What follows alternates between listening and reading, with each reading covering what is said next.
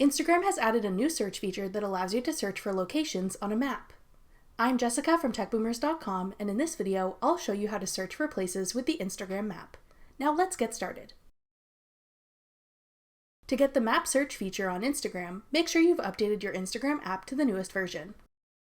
Then open Instagram and go to the Explore tab. Tap the search bar at the top and type in the name of the city or area you want to search. Tap Places. Then select the location you want to look at on the map. You should see a map window appear at the top. If you move the map around, you can check out places people have recently geotagged in stories.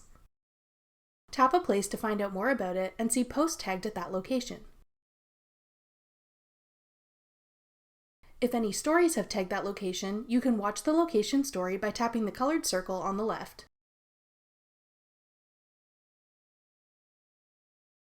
If you want to search for a specific place or type of location in this area, tap the search icon on the right. Type in what you want to search for. Then check out the results that come up. You can tap on a location in the list or on the map to see more information about it, as well as view tagged posts and stories at that location. If you want to share a location with a friend, tap the message icon to share this location in a direct message with someone.